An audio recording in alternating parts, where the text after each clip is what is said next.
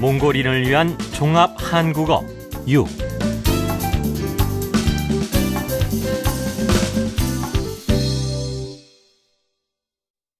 이 CD에 들어있는 모든 내용물들은 한국저작권법에 의해 보호받고 있으며 한국국제교류재단의 문서로 된 허가 없이는 복제나 배포, 변형, 출판, 방송되어서는 안 됩니다.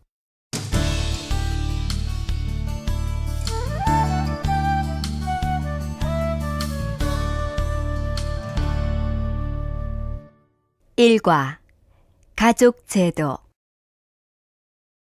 1. 알아봅시다. 1번 대화를 잘 듣고 맞으면 O, 틀리면 X 하십시오. 1. 채책 씨는 한국에 와서 결혼 생활하는 게 어때요? 문화도 많이 다를 텐데 뭐 어려운 점은 없어요? 사실 처음에는 한국 남자들이 가부장적이라는 얘기를 듣고 너무 걱정한 나머지 울기도 했어요. 그런데 우리 둘 다 맞벌이를 하니까 집안일도 나눠서 하고 제가 못하는 일이 있으면 남편이 알아서 도와주니까 별 어려움은 없어요. 2. 형님, 이번 주말에 남편하고 같이 고향에 다녀올까 하는데 뭐 필요한 게 있으시면 말씀하세요. 형님, 제 말 들으셨어요? 저더러 형님이라고 한 거예요? 저한테는 형님이 아니라 아주버님이라고 하셔야죠. 특별히 필요한 건 없으니까 신경 쓰지 말고 잘 다녀오세요. 3. 지훈 씨는 나중에 할아버지가 되면 자녀들하고 함께 살 건가요? 에이, 그러면 저뿐만 아니라 제 자식들도 불편하기 짝이 없을걸요?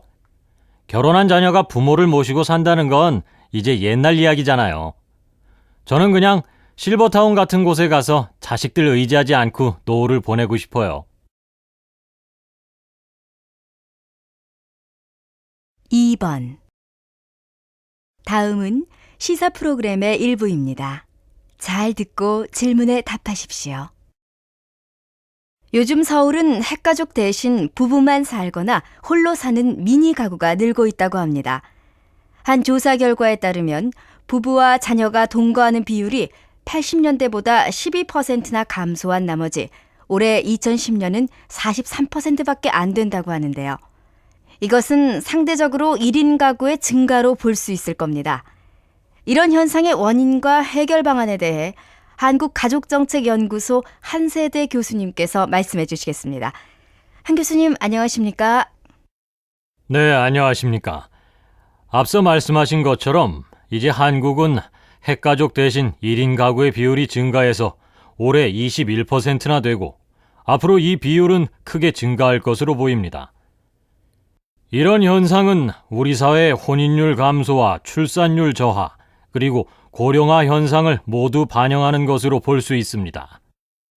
교수님 말씀을 들으니까 앞으로 이러다가 가족이라는 개념마저 없어질까봐 좀 걱정스럽기 짝이 없는데요. 그중 최근 사회적 문제가 되고 있는 저출산 문제가 해결된다면 1인 가구의 증가에 대해서도 크게 걱정하지 않아도 될까요? 그렇습니다. 물론 출산율 증가가 모든 문제의 해결책은 되지 않겠지만 정부가 나서서 다양한 출산 장려책을 제시하고 자녀 교육을 위해 다각도로 지원을 한다면 어느 정도의 보완은 되리라 생각합니다. 저출산이 사회 문제로 대두되기 전에 정책을 마련했더라면 더 좋았을 텐데 말이죠.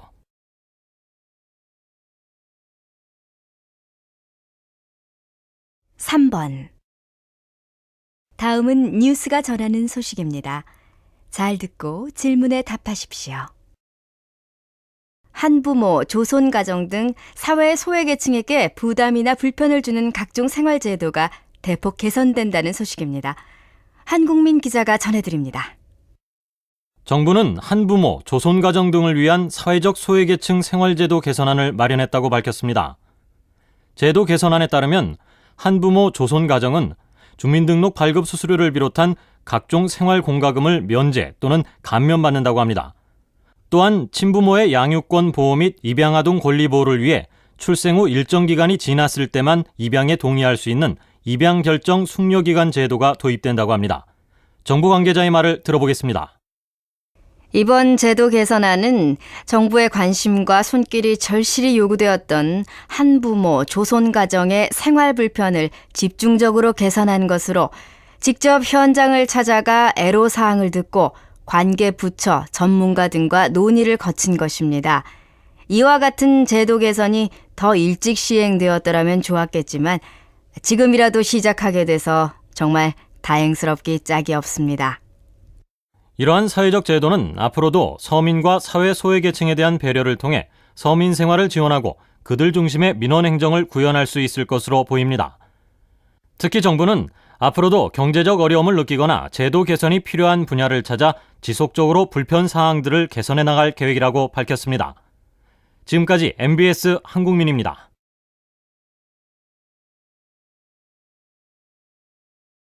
2. 들어봅시다. 2번. 다음은 한국의 가족제도 변화와 관련한 조사 내용입니다. 잘 듣고 질문에 답하십시오. 한국의 가족이 다양화 소규모화로 그 기능이 약화되고 있습니다. 핵가족화, 저출산 등이 심화되는 나머지 가족 규모가 축소되고 세대 구성이 단순화되고 있는 것입니다. 실제로 평균 가구원 수는 1975년 5.0명에서 2005년 2.9명으로 낮아졌고 핵가족 구성 비율은 1975년 70.5%에서 2005년 82.7%로 상승했습니다. 여성가족부에 따르면 이혼 증가, 생활 환경 변화로 인한 1인 가구 및 한부모 가정이 지속적으로 증가하고 있어 1인 가구 비율은 1985년 6.9%에서 2005년 20%로 늘었고 한부모 가정은 1985년 84만 8천 가구에서 2005년 137만 가구로 급증했다고 합니다. 게다가 장시간의 근로시간으로 가족과 함께할 수 있는 시간은 턱없이 부족한 실정으로 서울 직장인들의 연평균 근로시간은 2,312시간으로 세계 2위 수준입니다. 이런 환경은 일과 가정의 균형 유지 곤란으로 이어져 자녀 양육, 돌봄 등이 부담으로 작용해 가족관계 회복에 부정적 영향을 주고 있습니다.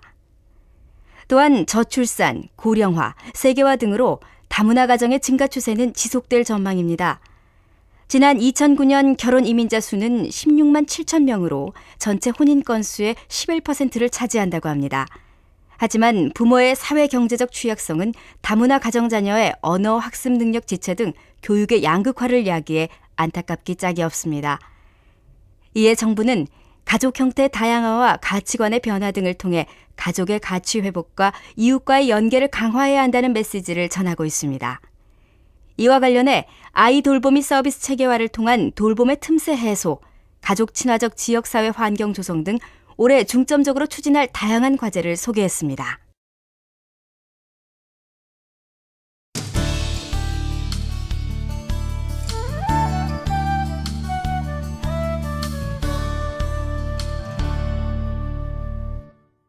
이과 과학과 미래 1. 알아봅시다. 1번.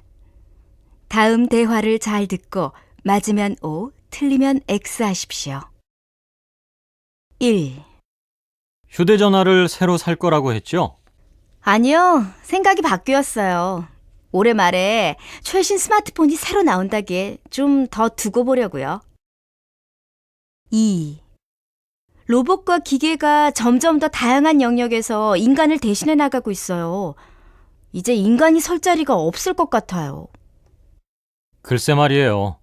앞으로 우리의 기분이나 생각까지도 로봇이 알아채는 날이 올까봐 걱정이네요. 3. 사회가 발달하는 건 좋은데 사람들의 범죄도 따라서 늘어나는 것 같아요. 통신기술이 좋아지니까 서로 나쁜 것을 너무 쉽게 빨리 배우게 돼요. 그건 다른 문제라고 생각하는데요. 범죄가 늘어나는 건 통신기술 탓이 아니라 사람들의 윤리의식이 점점 없어지기 때문이죠.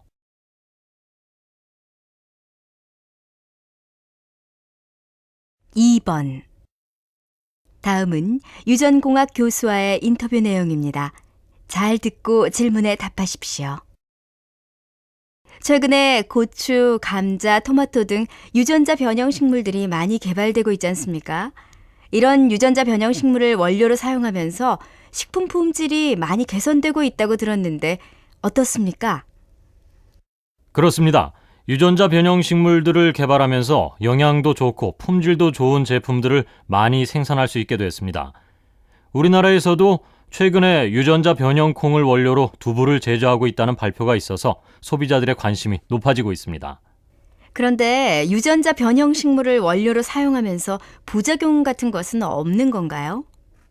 유전자 변형 식품에 대해서는 찬반 여론이 모두 있습니다. 유전자 변형 기술로 품종 개량을 하면서 식량난 문제를 해결할 수 있을 거라는 긍정적인 기대도 있습니다. 그렇지만 한편으로는 새로운 물질을 섭취하면서 독성을 나타내거나 알레르기를 일으킬 수도 있기 때문에 유전자 변형 콩, 옥수수 등을 원료로 한 식품에는 반드시 표시하도록 해야 한다는 여론도 높습니다. 양쪽 모두 타당성이 있는 주장이니 지속적으로 관심을 가지고 지켜볼 필요가 있겠습니다.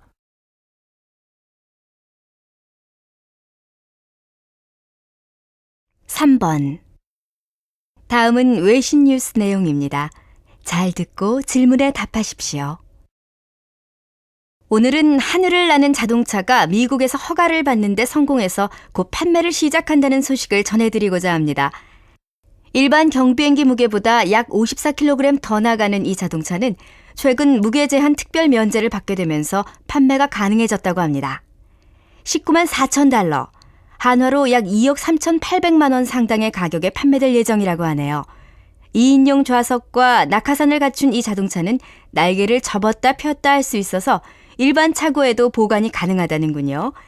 이륙을 위해서는 약 500m 정도의 거리가 필요하고 비행 속도는 시속 약 185km 정도라고 합니다. 경비행기 면허는 20시간 상당의 비행이 필요하지만 다른 항공 면허보다는 취득이 쉽다고 외신들은 전했습니다. 이미 100여 명이 주문을 마친 상태이며 인터넷에서 반응이 뜨거워 앞으로 관심을 갖고 지켜볼 만한 것 같습니다. NSC 외신의 김지숙이었습니다. 2. 들어봅시다. 2번. 다음은 과학 전문가 대담 내용입니다. 잘 듣고 질문에 답하십시오. 박사님, 최근에는 나노과학, 나노기술이라는 말을 자주 듣는데요. 나노가 무엇인지 간단히 설명 좀 해주시겠습니까? 나노란 10억분의 1을 나타내는 단위로 고대 그리스에서 난쟁이를 뜻하는 나노스라는 말에서 유래됐습니다. 그래서 1나노미터라고 하면 10억분의 1미터의 길이, 즉 머리카락의 10,000분의 1이 되는 아주 작은 단위를 말합니다. 나노 기술이란 이렇게 작은 초미세 기술을 다루는 것입니다. 그런데 나노 기술은 우리 생활에 어떤 영향을 끼치고 있나요? 나노 기술은 전자와 정보통신은 물론 기계, 화학, 바이오, 에너지 등 거의 모든 산업에 응용할 수 있어 인류 문명을 혁명적으로 바꿀 수 있는 기술이라고 생각하시면 됩니다. 수술을 할 때 사용하는 작은 의료용 수술 가위나 암을 치료하는 초미세 로봇 등도 바로 이런 기술이 발전하면서 등장하게 된 거죠. 그렇군요. 전 의류 광고에서도 나노라는 말을 본 것 같은데요. 그렇습니다. 극세사천을 이용하면 피부의 땀구멍에 있는 노폐물까지 닦을 수 있기 때문에 의류에서도 활용할 수 있죠. 또 재미있는 예를 하나 말씀드리면 비 오는 날 안경을 쓰고 다니면 불편하지 않습니까? 그런데 안경 안에 나노 두께의 얇고 투명한 막을 씌워서 비가 미끄러져 내리도록 하는데 성공한 사례도 있습니다. 이렇게 우리의 생활 구석구석에서 나노 기술이 광범위하게 사용되고 있습니다.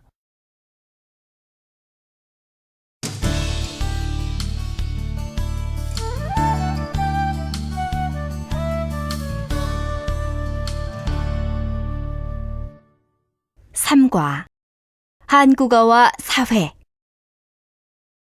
1. 알아봅시다. 1번. 다음 대화를 잘 듣고 맞으면 O, 틀리면 X 하십시오. 1. 요즘은 한국 시대극을 즐겨보신다죠? 네, 한국의 전통사회도 이해할 겸 언어의 변천에 대해서도 알아볼 겸 해서 요즘 시대극에 관심을 갖고 있어요. 2. 말을 많이 해야 실력이 는다는 건 잘 아는데 외국 사람을 봤다 하면 입이 붙어서 떨어지지가 않아요. 그렇다고 자꾸 얘기를 안 해버릇하면 결국에는 끝까지 한국말을 잘할 수 없어요. 3. 이번에는 열심히 준비한 만큼 꼭 성적이 잘 나왔으면 좋겠어요.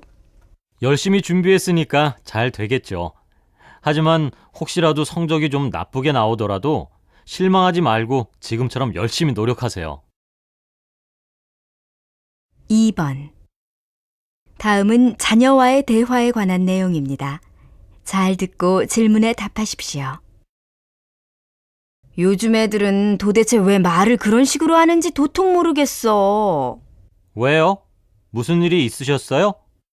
요즘 애들은 자기들끼리만 알 수 있는 말로 이야기를 해서 나 같은 사람은 아무리 들으려고 해도 무슨 말인지 알아들을 수가 없어.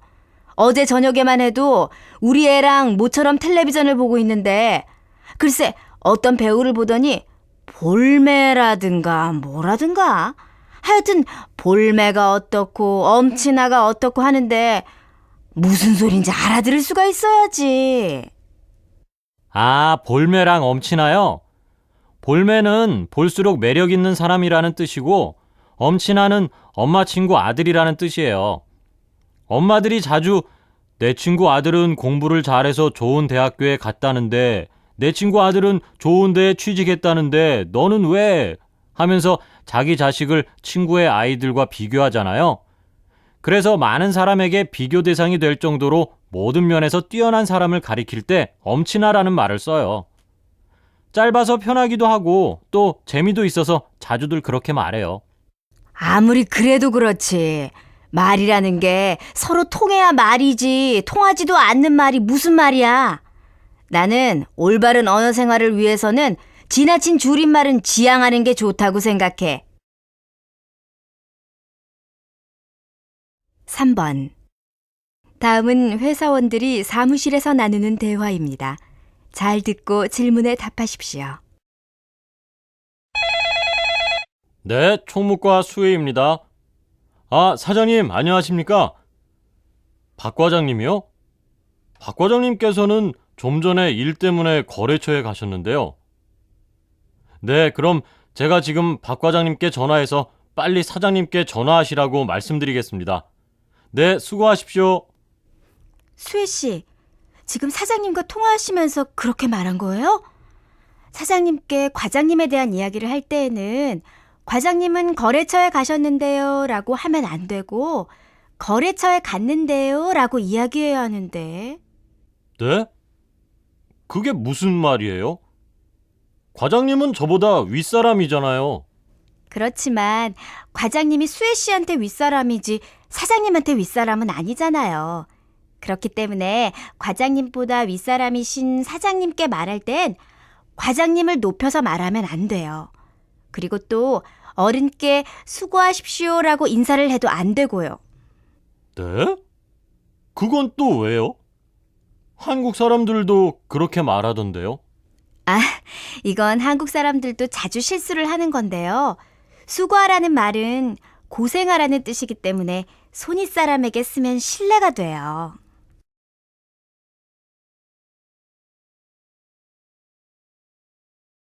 2. 들어봅시다. 2번. 다음은 대학 강의 중 일부입니다. 잘 듣고 질문에 답하십시오. 오늘은 언어의 역사성에 대해 공부해 봤습니다. 즉, 사람이 태어나서 성장하고 죽는 것과 마찬가지로 언어도 시간의 흐름에 따라 이와 같은 과정을 거친다는 것이었죠. 이러한 언어의 역사성이 발음과 어휘, 문법, 의미 등 언어를 구성하는 각 요소에서 어떻게 나타나는지에 대해서 알아보았는데 수업을 마치기 전에 수업 내용에 대해 질문이 있는 사람이 있나요? 교수님, 저 질문이 있는데요. 네, 말해보세요.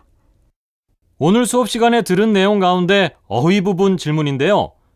예전에 비해 요즘 신조어들이 더 많이 생기는 것 같은데 그 이유가 뭔가요? 그리고 이렇게 신조어가 많이 만들어지는 것에 대해서 교수님께서는 어떻게 생각하시는지요? 요즘 신조어가 급격히 많아지는 원인으로는 제일 먼저 기술의 빠른 발전을 생각해 볼 수 있겠죠. 과학과 기술의 빠른 발전으로 인해 새로운 기술과 기기들이 등장하면서 그것을 표현할 단어가 생기는 겁니다. 없던 물건들이 많아지니까 그만큼 새로운 단어들도 많이 생기는 거죠. 둘째로 인터넷과 메신저 등과 같은 새로운 매체의 등장을 생각해 볼 수 있습니다. 사실 요즘은 예전 같으면 특정 집단 사이에서만 입에서 입으로 옮겨지면서 은어 비슷하게 쓰였을 법한 말들도 인터넷이라는 공간을 통해 활자화되고 대량으로 복사, 전파되면서 그 지위가 크게 높아지고 있습니다. 그러다 보니 이제는 뉴스나 신문 같은 곳에서도 그런 신조어들이 곧잘 등장하죠. 그리고 마지막으로 생각해 볼 수 있는 것은 젊은이들의 줄임말 사용입니다.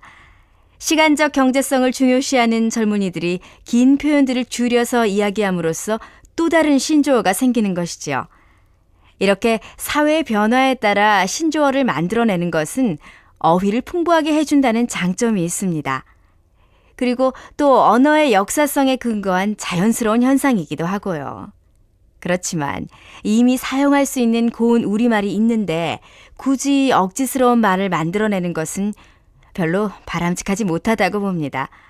뿐만 아니라 신조어의 무분별한 생산은 계층 간, 세대 간의 의사소통을 단절시킬 수도 있기 때문에 신조어를 만들고 또 그것을 사용하는 것에는 좀 더 신중해야 한다는 것이 제 생각입니다. 충분한 답변이 되었나요? 네, 감사합니다.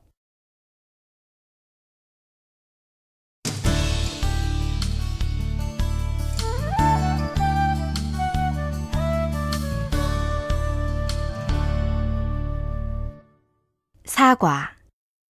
한국 문학. 1. 알아봅시다. 1번. 다음 대화를 잘 듣고 맞으면 O, 틀리면 X 하십시오. 1. 아까 문학 수업 시간에 딴 생각을 하다가 놓쳤는데 다음 주까지 제출해야 할 리포트가 있다면서? 응. 다음 주 금요일까지 황순원의 소나기라는 소설을 읽고 서너 페이지 분량의 감상문을 내라고 하셨어. 2. 나의 사랑하는 생활이라는 수필을 쓴 작가가 피천득 선생님이시던가요?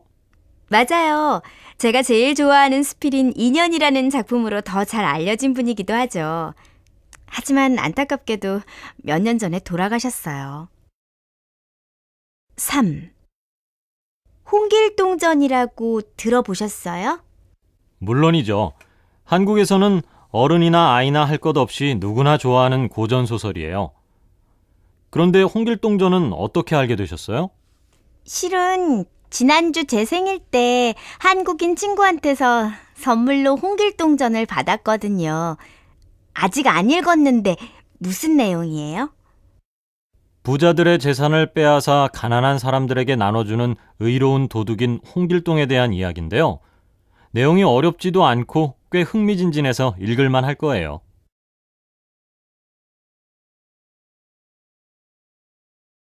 2번. 다음은 한국문학 강좌 중 발표 수업의 일부분입니다.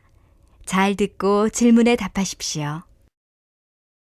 오늘 수업에서는 한국의 대표적인 현대 작가인 소설가 박완서 선생님과 시인 김수영 선생님의 작품 세계에 대해 여러분이 조사한 것을 발표해보는 시간을 갖도록 하겠습니다.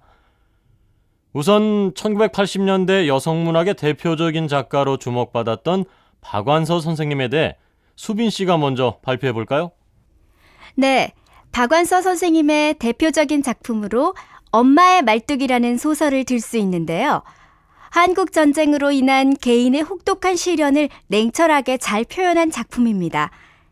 박완서 선생님은 왕성한 작품 활동을 통해 전쟁과 분단 문제, 물질주의 풍조와 여성 억압에 대한 현실 비판을 사회 현상과 연관시켜 그려내셨죠.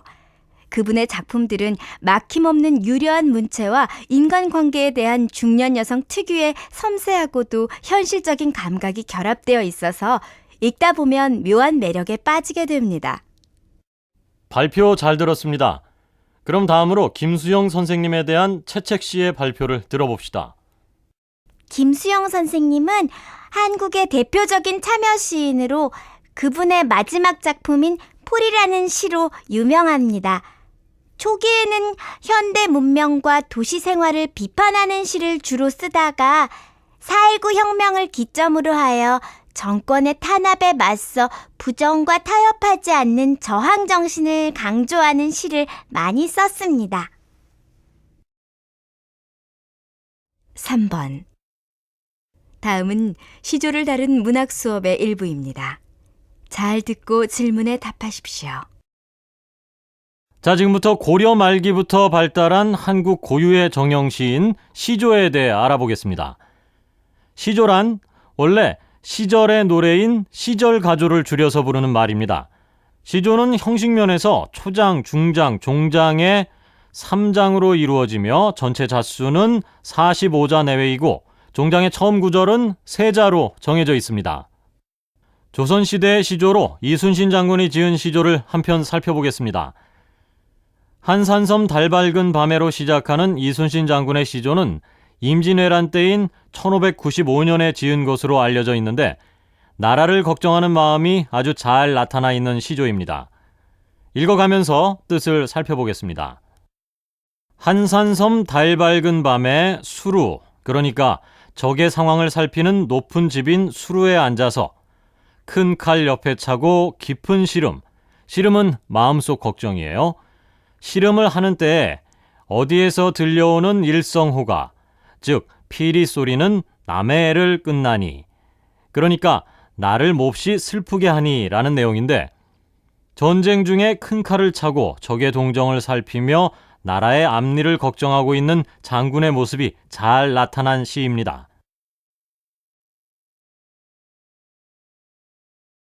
2. 들어봅시다. 2번. 다음은 소설가 박경리의 문학 세계에 대해 발표한 내용입니다. 잘 듣고 질문에 답하십시오. 안녕하세요.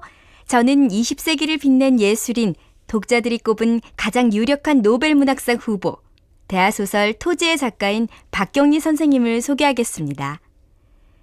선생님의 대표작 토지는 조선 말기 일제 식민지 광복에 이르는 한민족의 순환기를 고스란히 담아낸 한국 대하소설의 뿌리로 평가받고 있습니다.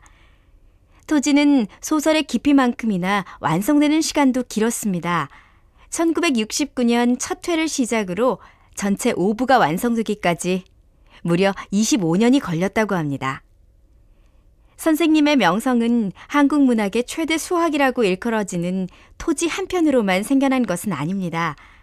토지를 전후해서 그리고 토지 사이사이 발표됐던 20여 편의 장편 소설을 비롯한 여러 작품들도 문단에 작지 않은 족적을 남겼습니다.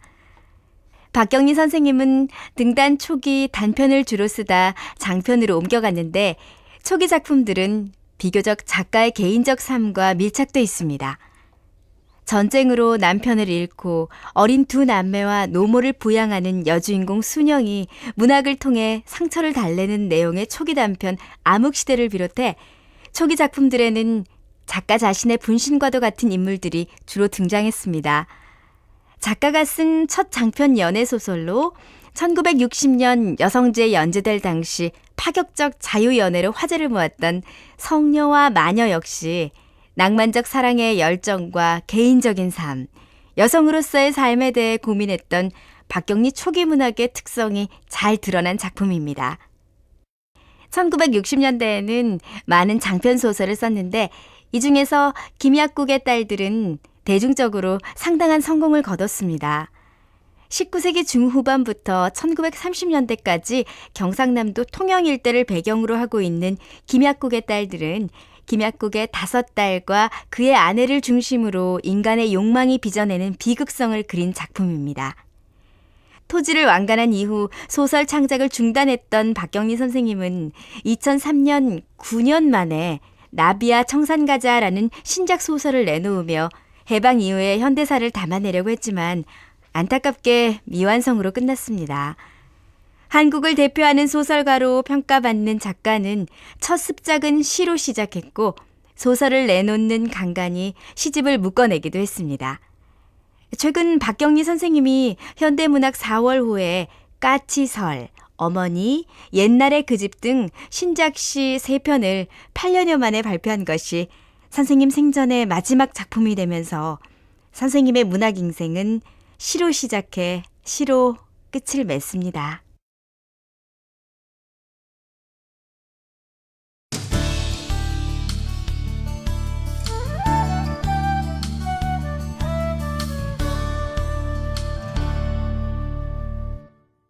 오과 한국의 문화유산 1. 알아봅시다. 1번 다음 대화를 잘 듣고 맞으면 O, 틀리면 X 하십시오. 1. 지금 보시는 작품은 국립중앙박물관에 전시되어 있는 고려청자인데 섬세하고 정교하게 표현된 거북의 모습이 우아한 푸른색의 아름다움을 보여주는 아주 훌륭한 문화유산입니다. 우와, 이 작품이 12세기에 만들어졌다는 게 정말 놀라울 따름이에요. 2. 판소리를 직접 배워본 적이 있어요? 아니요. 판소리를 배워보기는커녕 공연을 직접 보는 것도 처음이에요. 터야 씨는 한국어를 배우는 학생이니만큼 판소리를 직접 배워보는 건 어때요? 3. 민준 씨, 오늘이 설날이니만큼 창덕궁에 가볼까요? 창덕궁의 도나문이 현존하는 궁궐의 정문 중 가장 오래된 문이라니 꼭 한번 보고 싶어요. 그러면 한복을 입고 갈까요? 명절에 한복을 입고 가면 입장료를 안 받기도 하거든요. 2번 다음은 세계문화유산 등재에 대한 라디오 뉴스입니다. 잘 듣고 질문에 답하십시오.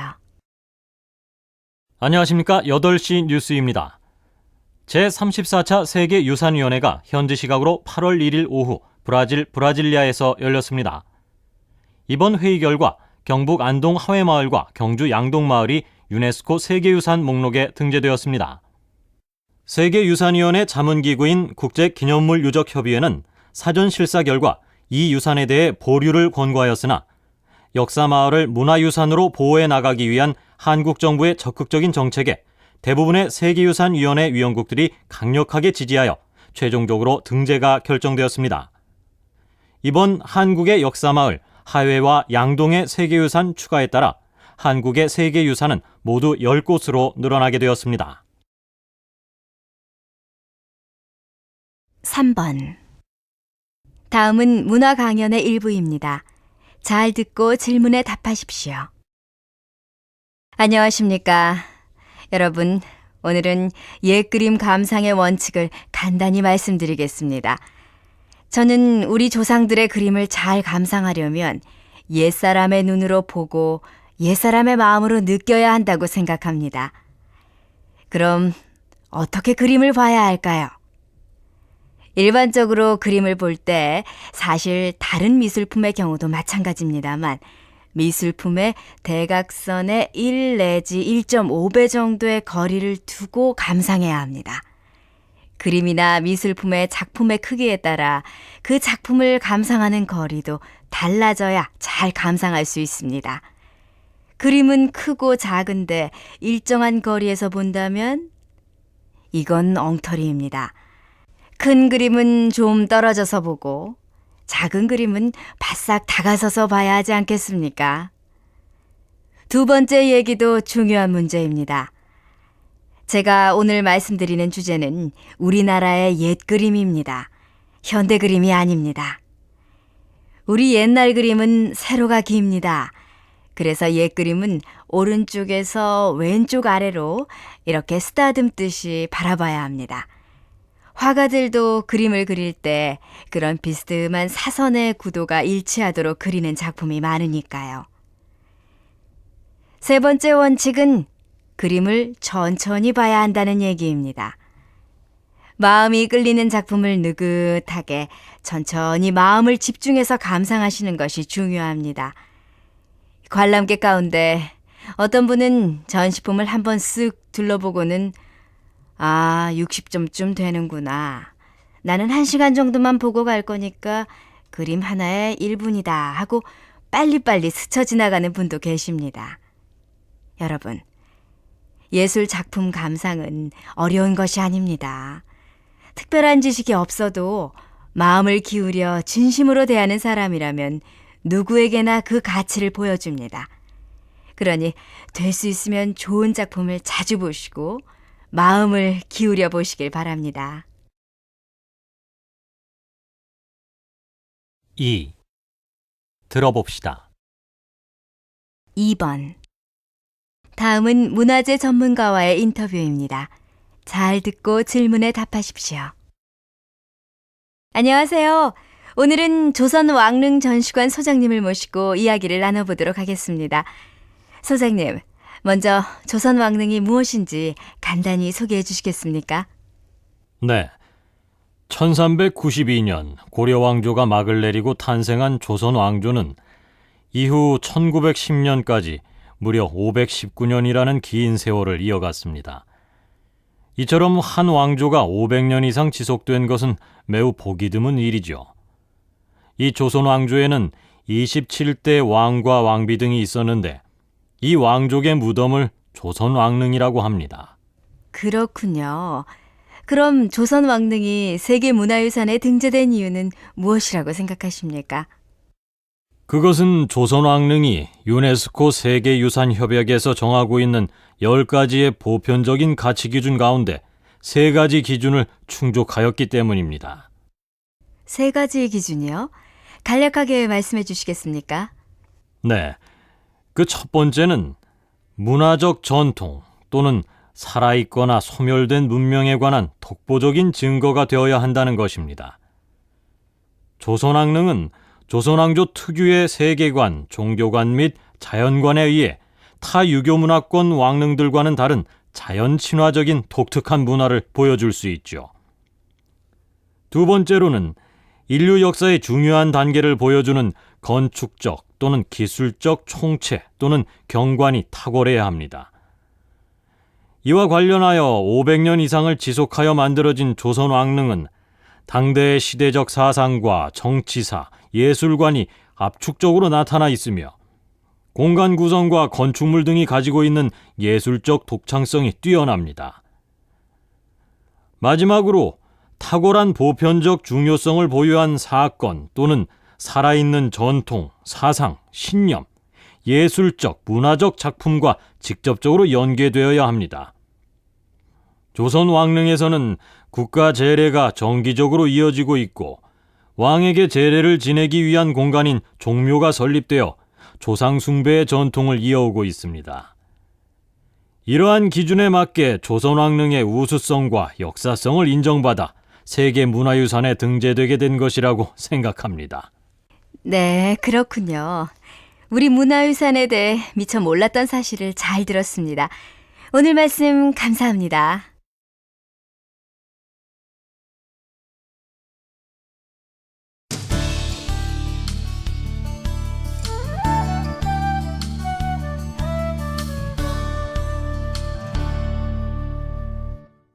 육과 국제사회 1. 알아봅시다. 1번. 대화를 잘 듣고 맞으면 O, 틀리면 X 하십시오. 1. 요즘은 영어는 기본이고 다른 외국어를 하나 더 알아야 한대요.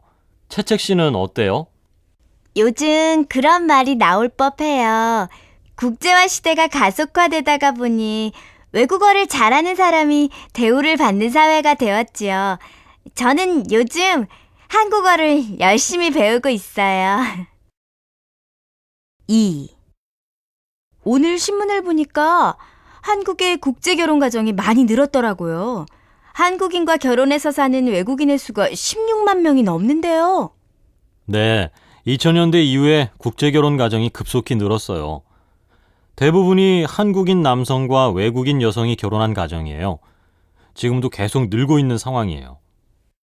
국제결혼 가정이 그렇게 급속히 늘어나면 좋은 점도 있지만 해결해야 할 일도 생길 것 같은데요. 예를 들면 가족 사이에 의사소통이 안 된다든가 문화 차이로 갈등이 생긴다든가 등의 문제가 있을 법한데요. 네, 그래요. 그래서 한국 정부의 여러 부서가 이와 관련하여 노력하고 있는데 특히 요즘에는 여성가족부가 할 일이 많아졌어요. 3. 지구상에서 기아 문제가 사라지는 날이 언제일까요? 엊그제 신문을 보니까 머지않아 아프리카에서 기아 문제로 고생하는 사람이 10억 명에 이를 것이라고 하더라고요. 아프리카의 기아 문제가 빨리 해결되었으면 좋으련만 끝이 안 보이네요. 인구는 계속 늘고 질병도 줄어들지 않아 걱정이에요. 그래도 요즘 몇몇 국가에서나마 기아의 수가 줄어들고 있다고 하니 조금은 희망적이에요. 아프리카의 기아 문제는 그 지역만의 문제가 아니라고 봐요. 잘 사는 나라들이 좀 더 인류애를 발휘하여 이 지역의 기아 문제를 해결하는 데 힘을 합쳐야 할 것 같아요.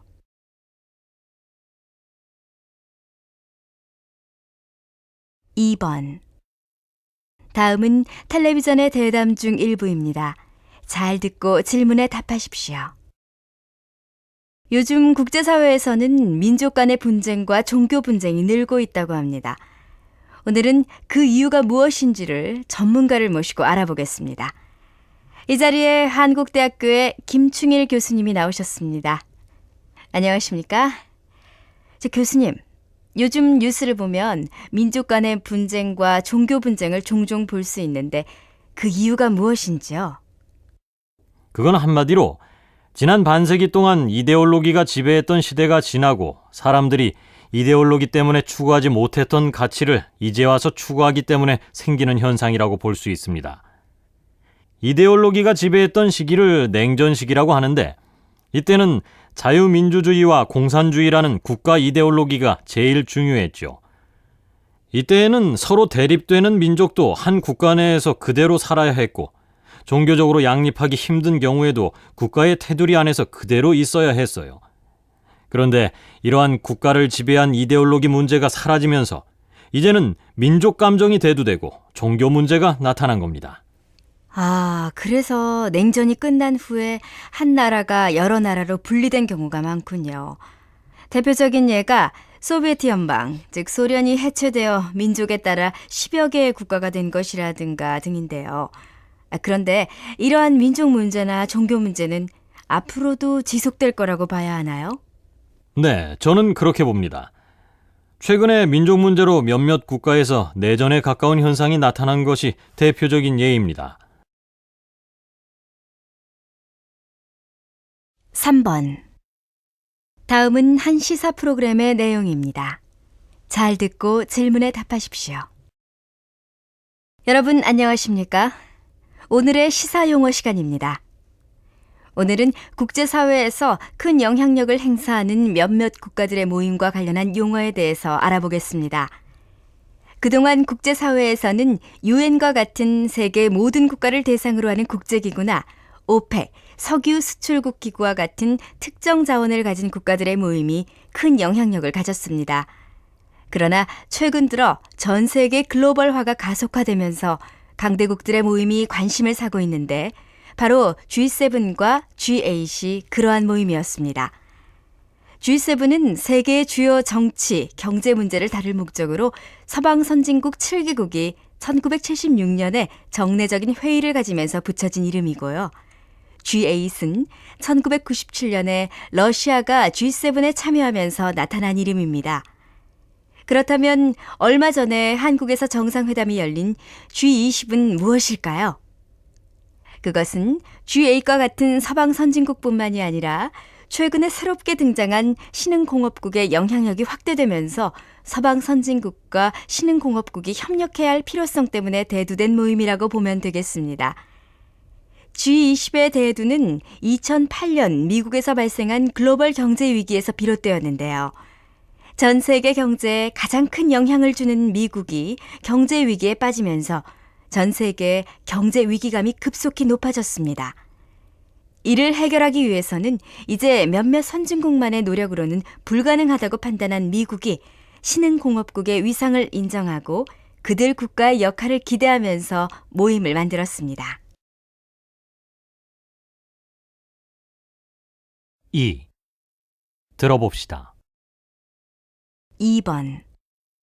다음을 듣고 아래의 질문에 답하십시오. 저는 대한민국의 대통령으로서 서울에서 G20 정상회담이 열리게 된 것을 무척 기쁘게 생각하며 이번 서울 G20 정상회담의 의제를 소개하고 국민 여러분의 성원을 부탁하고자 합니다. 첫째는 환율 문제입니다. 다행히 지난달에 열린 실무회담에서 환율 문제가 논의되었고 대체로 회원국의 입장 차이가 많이 좁혀졌습니다. 회복기를 맞은 세계 경제가 보다 빨리 안정을 찾기 위해서는 국제사회의 환율 문제가 해결되어야 할 것입니다. 두 번째 의제는 경제 위기에 보다 효과적으로 대비하는 글로벌 금융안전 네트워크를 만드는 것입니다. 위기를 사전에 막을 수 있도록 세계가 협력하여 튼튼한 글로벌 금융 네트워크를 만들어야 한다는 것입니다. 세 번째 의제는 IMF와 같은 국제금융기구를 개혁해야 한다는 것입니다. 그동안 IMF는 선진국 중심으로 운영되었습니다. 그러나 이제는 대한민국, 중국, 인도, 브라질 등 신흥국의 위상이 높아졌기 때문에 각 나라의 실력과 규모에 맞게 발언권이 주어져야 합니다. 네 번째는 저개발 국가가 빈곤에서 벗어날 수 있도록 성장을 돕자는 것입니다. 우리의 개발 경험에 비추어 지금까지 원조 중심으로 지원하던 것을 성장 기반을 다지는 방향으로 바꾸자고 제안했습니다. 다시 말씀드리면 물고기를 주는 게 아니라 물고기를 잡을 수 있도록 국제사회가 함께 도와주자는 것입니다. 이를 통해 보다 공정한 세계 경제 질서, 공정한 지구촌을 만들어 나갈 수가 있을 것입니다. 또한 개도국 경제는 매우 역동적이기 때문에 이들 나라의 성장은 세계 경제 성장에도 크게 기여할 것입니다. 아프리카를 비롯한 많은 저개발 국가들이 크게 환영하고 또한 기대하고 있습니다. 이번 정상회의를 위해서 그동안 회원국의 실무자, 장관들이 여러 차례 회의를 했습니다. 그리고 많은 부분 의견 차이를 좁혀놓았습니다. 그러나 아직 많은 과제가 남아 있습니다. 서울 정상회의에서는 그동안의 합의사항을 실천하기 위한 구체적 계획을 논의해야 합니다. 그리고 합의하지 못한 의제들에 대하여 합의를 이끌어내야 합니다. 국제사회도 공조의 필요성에 공감하고 있고 우리도 최선을 다하고 있기 때문에 좋은 결과가 나올 것으로 기대하고 있습니다.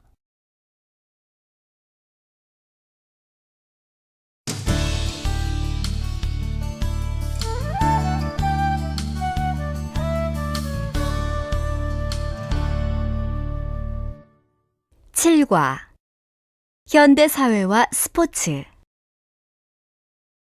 1. 알아봅시다. 1번. 대화를 잘 듣고 맞으면 O, 틀리면 X 하십시오.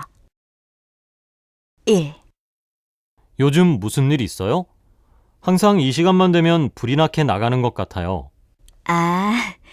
사실 요즘 요가 학원에 다니고 있거든요. 하도 운동을 안 했더니 몸이 좀 약해진 것 같아서요. 그래서 지난주부터 매일 2시간씩 하고 있어요. 그랬군요. 그런데 매일 2시간이나 한다고요? 안 하던 운동을 갑자기 하면 몸에 무리가 가기 십상인데 열심히 하는 것도 좋지만 적당히 하세요. 2. 오늘 왜 그렇게 피곤해 보여? 오늘 시험 본다고 하더니 시험 공부하느라고 어제 잘 못 잔 거야? 시험 공부는 무슨... 어젯밤에 월드컵 예선전 경기가 있었잖아. 조금만 보고 자려고 했는데 연장전까지 하더라고. 그것 때문에 3시간밖에 못 잤더니 너무 피곤해. 뭐야? 그럼 시험 공부는? 아무리 월드컵이 중요하다고 할지라도 시험 공부는 했어야지. 에이, 몰라. 다음에 잘 보지 뭐. 3. 우리도 곧 취업 준비를 해야 할 텐데 넌 하고 싶은 일이나 들어가고 싶은 직장에 대해 생각해 봤어? 난 스포츠 마케팅 쪽에 관심이 많거든. 그래서 그쪽으로 좀 알아보고 있어. 스포츠 마케팅? 그건 무슨 일을 하는 건데? 쉽게 말하면 스포츠 관련 상품이나 선수를 이용해서 회사에 이익을 낼 수 있도록 하는 일이야. 예를 들면 김연아 선수가 광고 모델로 나오게 한다거나 박지성 선수가 다른 팀으로 갈 때 계약이나 연봉과 관련해서 도와준다거나 하는 거지. 아, 그렇구나. 평소에 스포츠 마니아인 내가 이런 일을 한다니까 왠지 잘 어울릴 것 같아.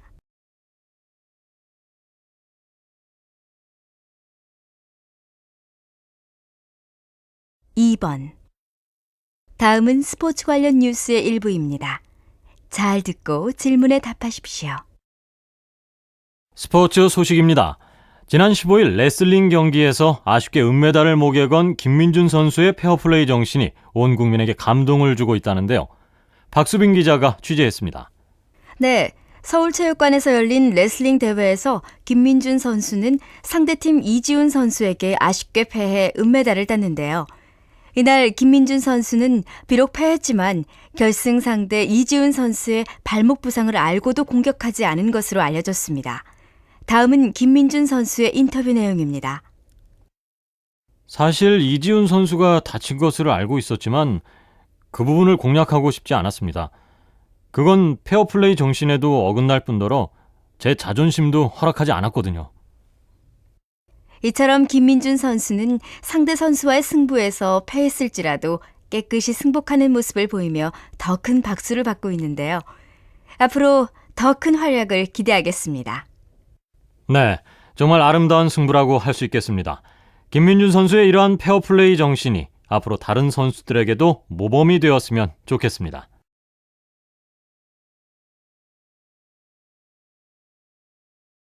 (3번) 다음은 한 시사 프로그램의 내용입니다. 잘 듣고 질문에 답하십시오. 정정당당한 승부. 이것은 바로 스포츠의 아름다움과 위대함을 논할 때 인용되는 스포츠 정신인데요. 오늘 이 자리에서는 올바른 스포츠 정신과 우리 사회에 나아가야 할 방향에 대해 이야기하고자 합니다. 교수님, 안녕하세요. 네, 안녕하십니까? 한국대학교 조민재입니다. 아시다시피 스포츠는 우리의 인생에 자주 비유되는데요. 대부분의 사람들은 스포츠에서의 승자처럼 성공적인 인생을 위해 정말 숨가쁘게 뛰어왔을 뿐 뒤를 돌아보지 못했습니다. 뿐만 아니라 그러다 보니 뒤에 처진 사람이 앞서가는 사람의 다리를 걸어 넘어뜨리기 십상이었고요. 그러게 말입니다. 한쪽에서는 페어플레이를 이야기하고는 있지만 실상은 경쟁에서 뒤처지지 않으려고 많은 규칙을 어기곤 하지요. 그렇습니다. 축구의 명가라고 하는 영국에서는 늘 폭력적인 훌리건들로 인해 소동이 벌어지는 일이 자주 발생하고 또 스포츠에서의 경쟁심이 국가 간 불화로 심화되는 경우도 있습니다. 이와 마찬가지로 우리 사회도 지나친 경쟁으로 인해 생긴 잘못된 가치관이 만연해 있죠. 맞습니다. 스포츠 경기에 상대편은 있지만 적은 없다라는 말이 있는 것처럼 승자는 패자에게 위로와 격려를 보내고 패자는 승자에게 축하의 박수를 보내야 하는데 말이죠. 네, 그것이 바로 스포츠 정신이자 우리가 살아가고 있는 시대에 꼭 필요한 자세일 것입니다. 즉, 규칙을 존중하며 정정당당하게 승부하는 스포츠 정신이야말로 선진사회로 가는 디딤돌이라고 할 수 있죠. 교수님 말씀은 반칙을 용납하지 않고 정해진 룰에 따라 경쟁하는 스포츠처럼 우리 사회 모든 분야에 페어플레이 원칙이 확립돼야 한다는 거군요. 좋은 말씀 감사합니다. 2. 들어봅시다. 2번. 다음은 한국 스포츠 레저 산업과 관련한 소개입니다. 잘 듣고 질문에 답하십시오. 최근 스포츠 관련 레저 산업이 성황인데요. 그중 스포츠 복권 관련 산업이 인기라고 합니다. 지난 2001년 10월부터 시작된 이것은 축구나 농구 등의 운동 경기를 대상으로 경기 전에 결과를 예측한 후 결과에 따라 환급금을 받는 복권 산업인데요. 2002 한일 월드컵 개최를 앞두고 축구 발전 기금을 모으기 위해 도입되었다고 하네요. 실제로 이를 통해 조성된 기금 중 2,103억 원이 전국의 월드컵 경기장 건설비로 지원돼 성공적인 월드컵 개최를 도왔다고 하니 정말 대단하죠? 그 후로도 스포츠 복권의 수익금 80%는 국민체육기금으로 쓰여 국민 건강을 위한 스포츠 시설을 확충하는 데 집중적으로 활용되고 있습니다. 즉, 지역별로 체육센터를 세운다거나 학교에 잔디와 트랙을 설치한다거나 하여 누구나 체육시설을 이용할 수 있는 환경을 조성한다는 것입니다. 또한 김연아 선수와 박태환 선수 등 세계적인 스타들의 뒤를 이을 미래의 꿈나무를 육성하는 데 사용되기도 하죠. 이 외에도 스포츠 복권은 장애인 체육 발전에도 한몫할 뿐더러 비인기 종목 활성화를 위한 후원 사업에도 적극적으로 쓰입니다. 그러나 한편으로는 복권 구매로 인한 부작용이 발생할 우려가 있기 때문에 판매 금액을 1인당 10만 원 이하로 제한하고 있습니다. 국민체육 발전에 큰 영향을 미치는 스포츠 복권은 지난 2001년부터 2009년까지 그 조성 기금이 1조 6,505억 원에 이릅니다. 복권 판매액이 첫 해인 2001년에는 7억 원에 그쳤지만 2009년에는 4,877억 원까지 늘어났다고 하니 그 발전을 한눈에 알아볼 수 있죠. 앞으로도 이러한 스포츠 관련 산업의 발전과 기금 마련으로 한국 스포츠가 발전할 수 있었으면 좋겠습니다.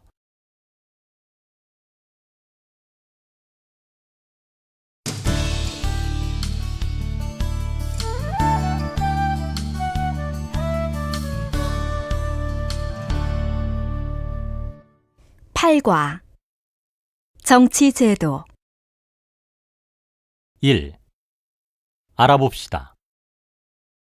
1번 대화를 잘 듣고 맞으면 O, 틀리면 X 하십시오. 1. 요즘 사람들은 정치에 별로 관심이 없는 것 같아요. 왜 그렇죠? 정치는 정치인이 하는 것이라고 생각하는 사람이 많지요. 모두 다 그런 것은 아니지만 정치에 관심을 가질 바에야 그 시간에 어떻게 하면 돈을 더 벌까 하는 궁리를 하는 게 낫다고 생각하는 사람들이 많아요. 2. 정치하는 사람들 중에는 신문이나 방송기자를 만나는 일을 피하는 사람도 있는 것 같아요. 정치인이 신문이나 방송에 자주 나오면 좋은 것 아닌가요? 일반적으로 정치인들은 언론에 자기 이름이 나오는 것을 좋아하죠. 그런데 어떤 특별한 상황에서는 기자를 피하기도 해요. 복잡한 문제에 대하여 기자가 자꾸 파고들면 곤란한 상황이 생길 수 있으니까요. 그래요? 그건 정치인답지 않은데요.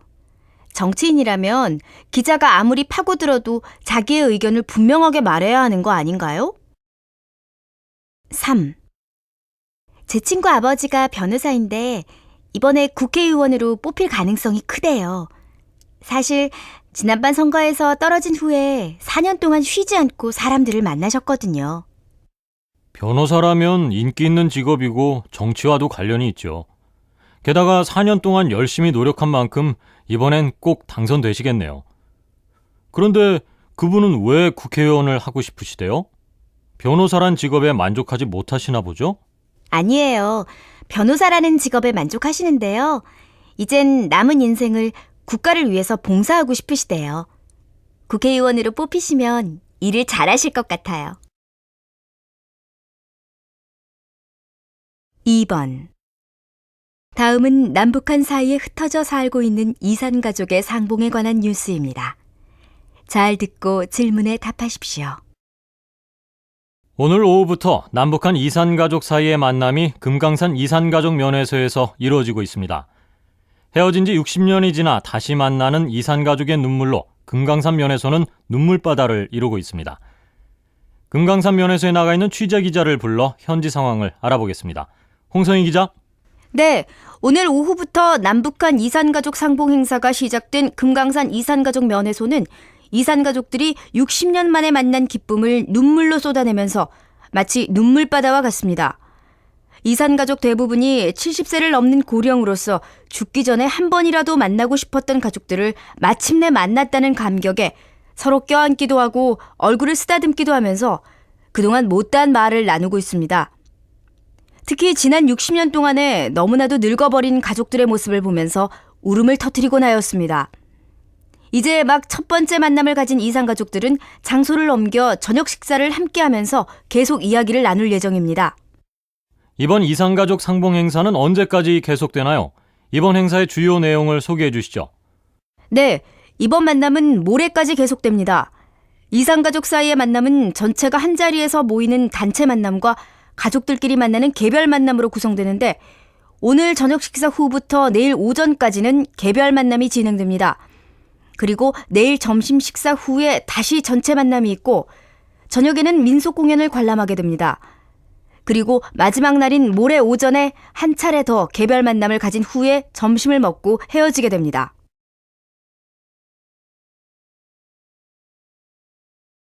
(3번) 다음은 뉴스를 진행하는 앵커와 전문가 사이의 대담입니다.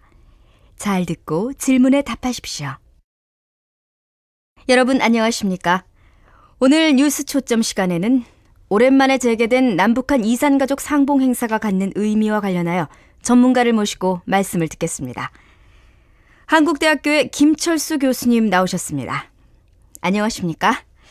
교수님, 어제부터 금강산 면회소에서 남북한 이산가족 상봉 행사가 진행되고 있는데요. 지난 1년여 동안 남북한 사이에 여러 사건이 발생하면서 이산가족 상봉 행사가 열리지 못하다가 13개월 만에 다시 열리게 되었습니다. 이번에 열리는 이산가족 상봉 행사가 갖는 의미를 말씀해 주시죠. 네, 말씀하신 대로 지난 1년여 동안 남북한 사이에 군사적 충돌 등 여러 사건들이 있었습니다. 그리고 정치적으로도 북핵 문제를 둘러싸고 긴장이 고조되어 있었습니다. 이런 이유로 이산가족 상봉 행사가 열리지 못했는데 몹시 안타까운 일이었습니다. 사실 이산가족 상봉 행사는 정치와 별개로 생각할 수 있는 인도적인 성격을 갖고 있고 이산가족 대부분이 이제 70세 이상인 고령인 만큼 시간이 더 지나기 전에 정례적으로 열려야 할 것입니다.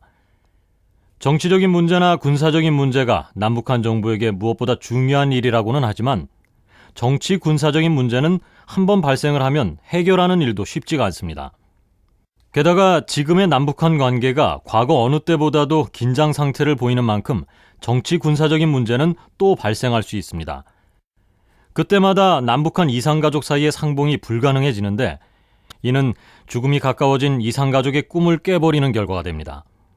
이산가족의 상봉은 정치성을 띠지 않는 인도적인 문제입니다. 남북한 정부 사이의 정치 군사적인 문제와는 분리하여 이산가족이 정례적으로 만날 수 있는 약속을 하는 일이 필요하다고 봅니다.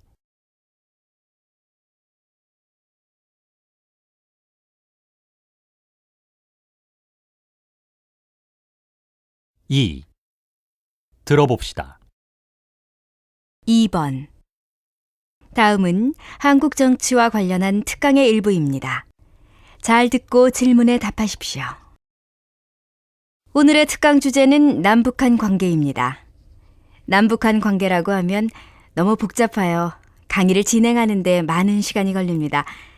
그래서 오늘은 우선 한반도의 분단 과정에 대하여 이야기를 하고 다음 시간에는 남북한 관계의 진전에 대하여 이야기를 하겠습니다. 그리고 마지막 특강 시간에는 한반도의 통일 전망에 대하여 이야기를 나누려고 합니다. 여러분들은 한반도가 왜 분단되었다고 생각하십니까? 사실 한반도의 분단 과정에 대하여 자세히 알고 있는 사람은 그리 많지 않습니다. 그만큼 복잡한 과정을 거쳤기 때문이죠. 분단은 두 단계로 진행되었다고 볼 수 있습니다.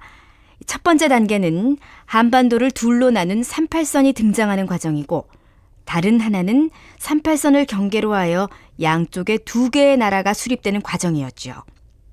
자, 그럼 이제 38선이 나오게 된 배경부터 말씀드리겠습니다. 38선은 제2차 세계대전이 끝나면서 갑자기 나타나게 되었습니다.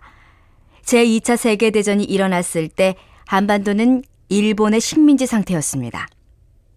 그런데 일본은 독일, 이탈리아와 함께 제2차 세계대전을 일으킨 나라 중에 하나였죠. 제2차 세계대전은 독일, 일본, 이탈리아와 같은 파시스트 국가와 미국, 영국, 프랑스, 중국, 소련과 같은 비파시스트 국가 사이의 전쟁이었는데 결국 비파시스트 국가들의 승리로 끝나게 되었습니다. 전쟁이 끝나갈 무렵 미국을 비롯한 비파시스트 연합국은 전쟁 후의 상황에 대하여 논의하기 시작하였는데 그때 한반도에 대하여는 우선 일본의 식민지로부터 독립을 시킨다는 것에 의견 일치를 보았습니다. 그렇지만 전쟁 후에 바로 독립을 시키지는 않고 얼마 동안 신탁 통치라는 것을 하기로 했었죠.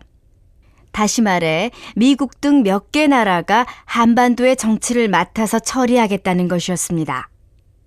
그리고 나서 완전 독립을 시킨다는 것이었죠. 그런데 이때까지는 38선이라는 말이 나온 적이 없어요. 당연히 한반도는 오랜 기간 통일 국가가 존재해 왔기 때문에 하나의 나라가 존재할 것이라고 믿었던 것이죠. 그런데 어느 날 갑자기 38선이 나오게 되는데 그 과정은 다음과 같습니다.